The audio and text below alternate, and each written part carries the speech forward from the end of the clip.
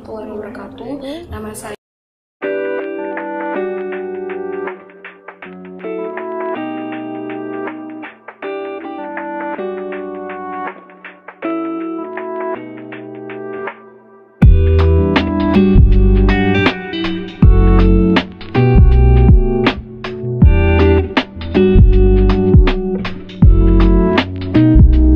Assalamualaikum warahmatullahi wabarakatuh. Nama saya Atala Septiana Aulia, NIM 18220011 dari kelas ICP. Dari video ini saya akan menjelaskan mengenai definisi angkutan udara beserta dasar-dasar hukumnya. Bahwasanya dalam pasal 1 Undang-Undang Nomor 40 Tahun 1995 menyatakan bahwa angkutan udara adalah segala kegiatan menggunakan pesawat untuk mengangkut penumpang, kargo maupun pos dari satu tempat ke tempat lainnya atau dari satu bandar udara ke beberapa bandar udara. Kemudian, angkutan udara ini dibedakan menjadi dua bentuk, yaitu angkutan udara niaga dan angkutan udara non-niaga.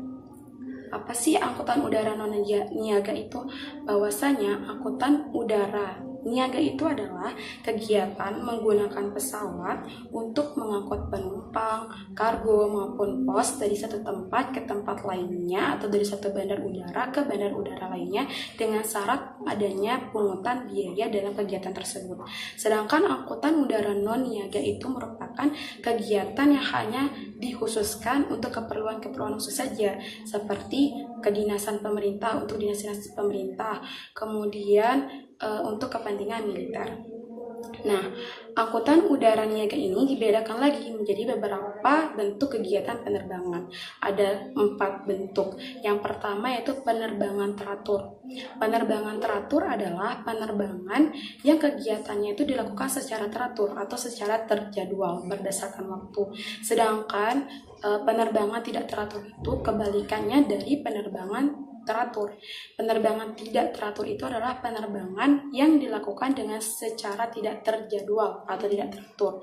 Kemudian yang ketiga yaitu penerbangan suplementer, yang artinya dalam penerbangan itu hanya ada 15 kapasitasnya itu hanya ada 15 penumpang saja, yang mana dia itu dapat berubah menjadi penerbangan teratur ke penerbangan tidak teratur. Kemudian bentuk yang keempat yaitu penerbangan kegiatan keudaraan.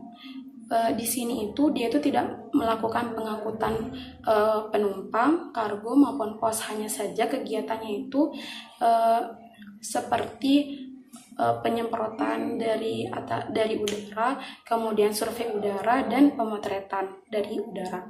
Yang mana nanti itu kegiatannya ini harus dengan syarat adanya pembiayaan atau pemungutan biaya. Kemudian angkutan niaga ini berdasarkan wilayahnya dibedakan menjadi dua, yaitu penerbangan domestik dan penerbangan internasional. Penerbangan domestik itu penerbangan dari satu atau beberapa pelabuhan udara yang ada di Indonesia menggunakan pesawat di wilayah Indonesia yang telah terregistrasi di Indonesia.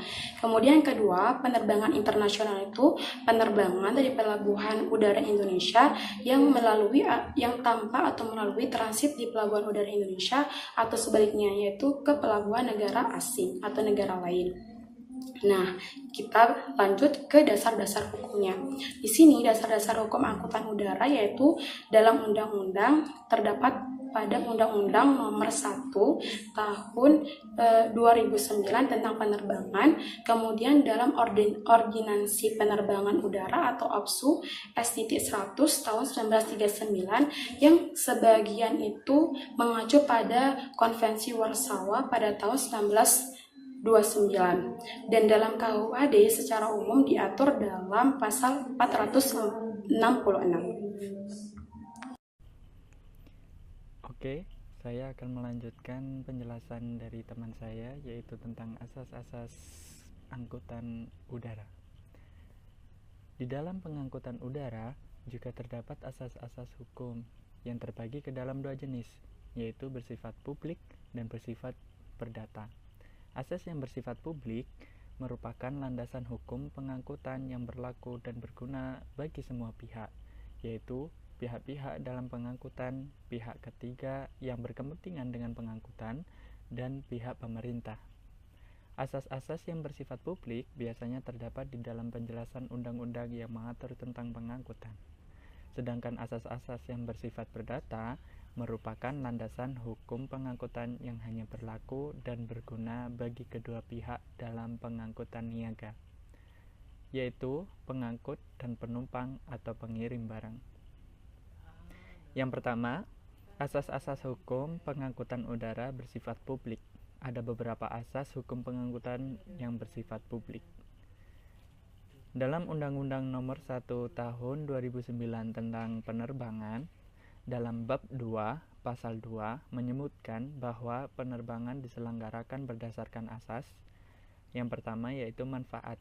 Asas manfaat yaitu bahwa pengangkutan harus dapat memberikan manfaat sebesar-besarnya bagi kemanusiaan, peningkatan kesejahteraan rakyat, serta masyarakat dan pengembangan kehidupan yang berkesinambungan bagi warga negara, serta upaya peningkatan pertahanan dan keamanan negara. Selanjutnya adalah usaha bersama dan kekeluargaan. Asas usaha bersama dan kekeluargaan yaitu bahwa penyelenggaraan usaha di bidang pengangkutan dilaksanakan untuk mencapai cita-cita dan aspirasi bangsa yang dalam kegiatannya dapat dilakukan oleh seluruh lapisan masyarakat dan dijiwai oleh semangat kekeluargaan. Selanjutnya, yang ketiga yaitu adil dan merata. Asas adil dan merata yaitu bahwa penyelenggaraan pengangkutan harus dapat memberikan pelayanan yang adil dan merata kepada segenap lapisan masyarakat dengan biaya yang terjangkau oleh masyarakat. Selanjutnya yang keempat yaitu keseimbangan, keserasian, dan keselarasan. Asas keseimbangan yaitu bahwa pengangkutan harus diselenggarakan sedemikian rupa sehingga terdapat keseimbangan yang serasi antara sarana dan prasarana, antara kepentingan pengguna dan penyedia jasa, antara kepentingan individu dan masyarakat, serta antara kepentingan nasional dan internasional. Selanjutnya yang kelima yaitu kepentingan umum. Asas kepentingan umum yaitu bahwa penyelenggaraan pengangkutan harus mengutamakan kepentingan pelayanan umum bagi masyarakat luas. Yang keenam, keterpaduan. Asas keterpaduan yaitu bahwa pengangkutan harus merupakan kesatuan yang bulat dan utuh, terpadu, saling menunjang, dan saling mengisi baik intra maupun antar modal transportasi udara. Selanjutnya, yang ketujuh, tegaknya hukum, yaitu bahwa mewajibkan kepada pemerintah untuk menegakkan dan menjamin kepastian hukum serta mewajibkan kepada setiap warga negara Indonesia untuk selalu sadar dan taat kepada hukum dalam penyelenggaraan penerbangan. Yang selanjutnya yaitu kemandirian, yaitu bahwa pengangkutan harus berlandaskan pada kepercayaan akan kemampuan dan kekuatan sendiri serta bersediakan kepada kepribadian bangsa.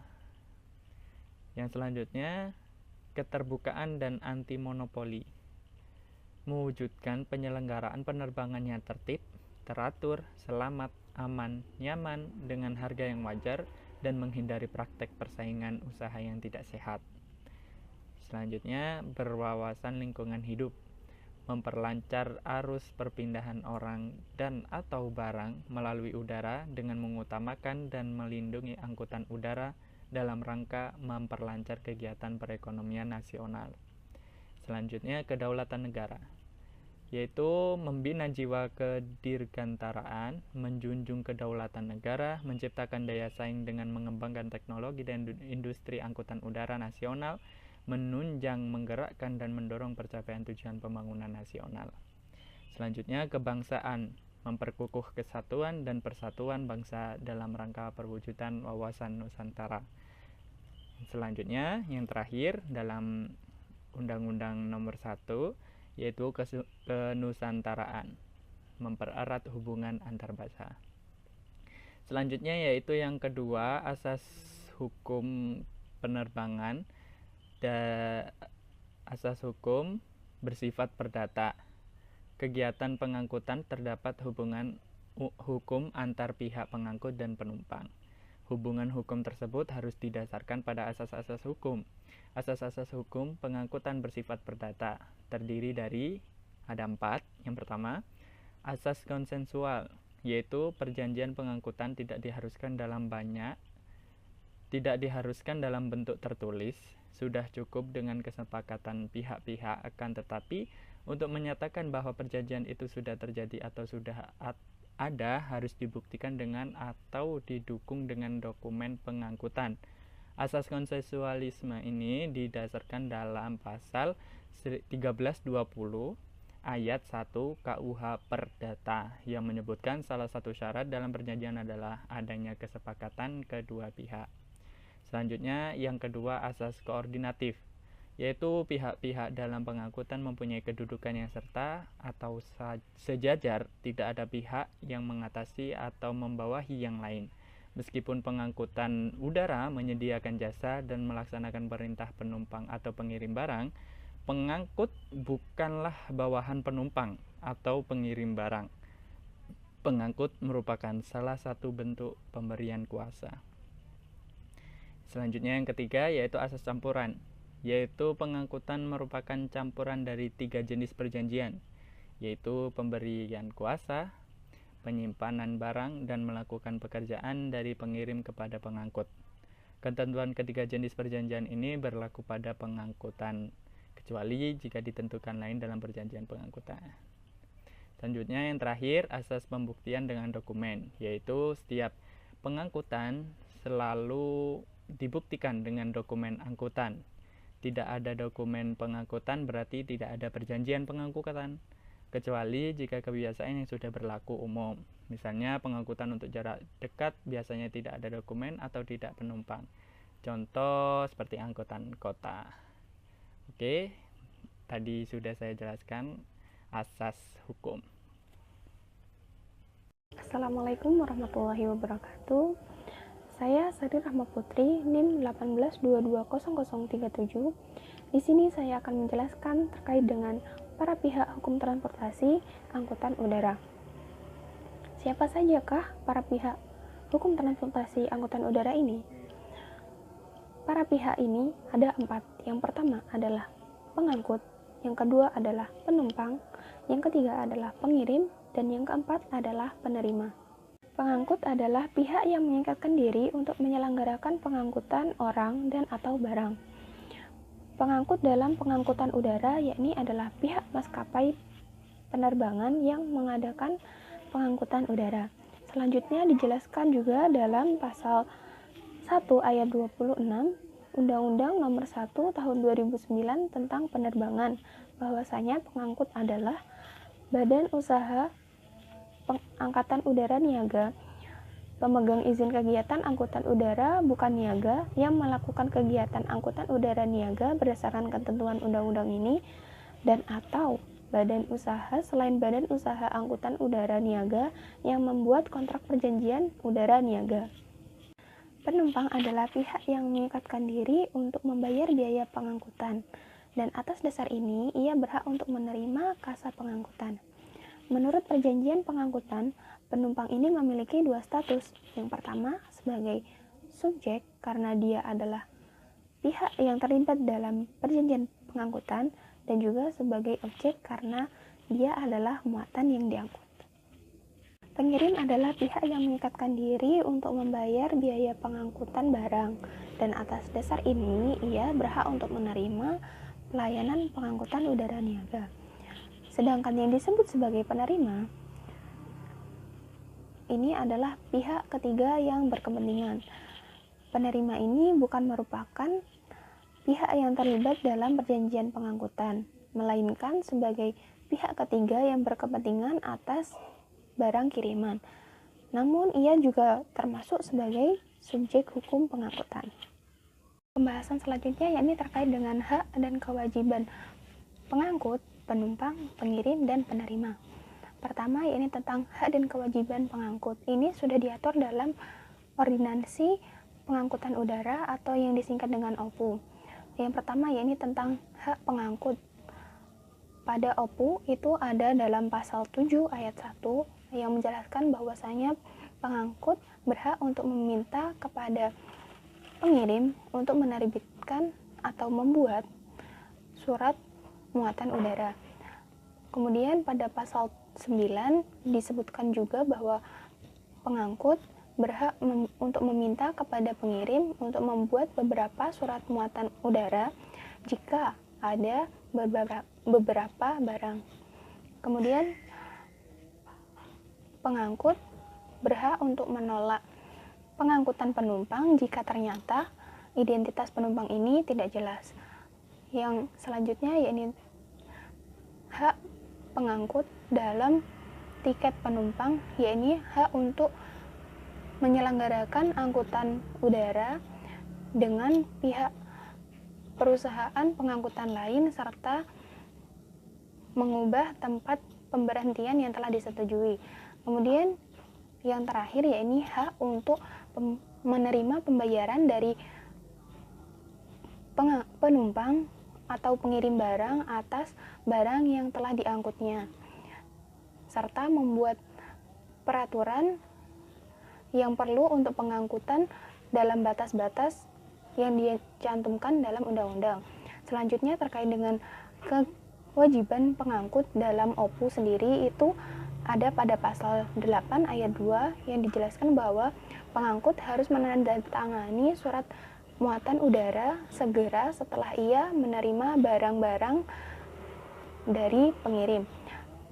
Kemudian dalam pasal 15 ayat 3 juga dijelaskan bahwa bila pengangkut tidak mungkin untuk melaksanakan perintah-perintah dari pengirim, maka pengangkut harus segera untuk memberitahukan kepada pengirim terkait hal tersebut. Kemudian kewajiban pengangkut pada umumnya itu ada 5. Yang pertama yakni mengangkut penumpang atau barang ke tempat tujuan yang telah disetujui. Yang kedua yakni menjaga keselamatan, keamanan penumpang dan barang dan bagasi barang maksud saya dengan sebaik-baiknya. Kemudian yang ketiga yakni memberi tiket untuk penumpang dan tiket bagasi. Yang keempat yakni menjamin pengangkutan tepat pada waktunya, dan yang kelima ini adalah menaati ketentuan-ketentuan penerbangan yang telah berlaku. Selanjutnya terkait dengan hak dan kewajiban penumpang. Hak penumpang yakni sebagai konsumen dalam Undang-Undang Nomor 8 Tahun 1999 tentang perlindungan konsumen. Di sana banyak sekali memberikan penjelasan terkait dengan hak penumpang pesawat, yakni diantaranya hak atas keselamatan, kenyamanan, dan keamanan. Selanjutnya dalam Undang-Undang Nomor 1 Tahun 2009 tentang penerbangan pada pasal 134 dijelaskan bahwa penyandang cacat, orang lanjut usia, anak-anak yang berada di bawah 12 tahun, dan atau orang sakit itu berhak mendapat pelayanan khusus, yakni berupa perlakuan khusus dari maskapai penerbangan, misalnya mendapatkan prioritas tempat duduk. Selanjutnya dalam Undang-Undang Penerbangan ini juga terdapat banyak sekali hak penumpang yang menjadi kewajiban maskapai. Salah satunya jika terjadi kecelakaan, pihak maskapai wajib melakukan ganti rugi.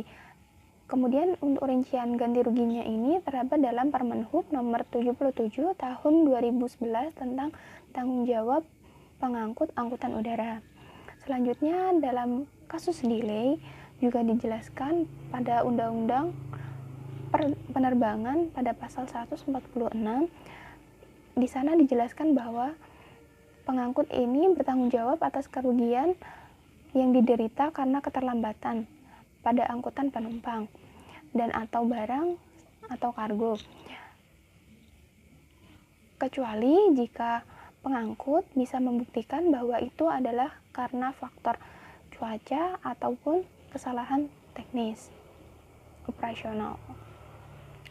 Kemudian dalam pasal 151 Undang-Undang Penerbangan juga dijelaskan bahwa maskapai penerbangan wajib memberikan tiket penumpang. Ini berarti bahwa penumpang itu wajib mendapatkan tiket penumpang, baik itu secara pribadi ataupun secara kolektif. Selanjutnya terkait dengan kewajiban penumpang. Yang pertama itu adalah penumpang wajib untuk mematikan handphone dan alat elektronik lainnya saat sebelum take off atau lepas landas. Kemudian yang kedua, pada pasal 55 Undang-Undang Penerbangan itu dijelaskan bahwasanya setiap orang yang ada dalam pesawat itu dilarang melakukan perbuatan yang dapat membahayakan keamanan dan keselamatan penerbangan. Penumpang juga tidak diperbolehkan untuk melanggar tertib dalam penerbangan, pengambilan atau perusakan peralatan pesawat yang dapat membahayakan keselamatan, serta dilarang untuk melakukan perbuatan asusila. Yang ketiga, yakni dalam dokumen penerbangan itu biasanya terdapat bahwa kewajiban penumpang itu datang 1 jam sebelum keberangkatan untuk melakukan check-in. Kemudian yang keempat itu adalah beberapa maskapai penerbangan juga menjelaskan ketentuan refund yang wajib dipatuhi oleh penumpang, dan besarannya ini tergantung oleh masing-masing maskapai penerbangan. Selanjutnya terkait dengan hak dan kewajiban pengirim. Hak dan kewajiban pengirim berdasarkan OPU. Yang pertama, pada pasal 7 dijelaskan bahwa setiap pengirim berhak untuk meminta kepada pengangkut agar menerima surat muatan udara. Yang kedua, pada pasal 15 ayat 1 dijelaskan bahwa pengirim berhak untuk menguasai barang-barang asalkan ia memenuhi kewajiban-kewajiban menurut perjanjian pengangkutan udara. Dan yang ketiga, pada pasal 15 ayat 4 dijelaskan bahwasanya hak pengirim tersebut hilang ketika hak penerima dimulai. Namun jika penerima ini menolak atau tidak dapat dihubungi, maka hak penguasaan tetap berada pada si pengirim. Kemudian kewajiban pengirim berdasarkan OPU itu pada pasal 8 ayat 1 dijelaskan bahwa pengirim harus membuat surat muatan udara asli rangkap 3. Yang kedua, pada pasal 13 ayat 1 dijelaskan bahwa pengirim wajib memberikan keterangan-keterangan dan melampirkan surat muatan udara dengan surat-surat yang diperlukan pada saat penyerahan barang kepada penerima untuk memenuhi syarat-syarat bea cukai, pajak setempat, dan atau polisi. Selanjutnya terkait dengan hak dan kewajiban penerima. Hak penerima berdasarkan pasal 16 ayat 1 Ordinansi Pengangkutan Udara atau OPU, penerima berhak untuk segera setibanya barang di tempat tujuan menuntut penyerahan surat muatan udara serta barang-barang dengan membayar sejumlah biaya serta dengan mengindahkan ketentuan yang ada dalam surat muatan udara tersebut. Kemudian pada pasal 16 ayat 3 dijelaskan juga bahwa penerima berhak untuk menuntut pengangkut jika barang tersebut hilang atau tidak segera datang setelah lewat waktu 7 hari dari jadwal harusnya barang tersebut tiba. Kemudian pada pasal 17 ayat 2 dan KUHD pasal pasal 495 dijelaskan bahwasanya penerima itu berhak mendapatkan pemberitahuan dari pengangkut jika terdapat adanya penyitaan pada barang tersebut.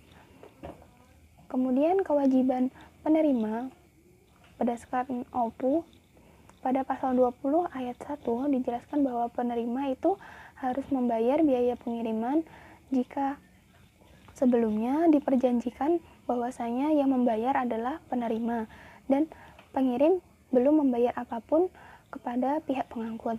Selanjutnya pada pasal 35 ayat 1, jika terdapat kerusakan atas barang, penerima harus mengajukan protes kepada pengangkut segera setelah kerusakan tersebut diketahui olehnya.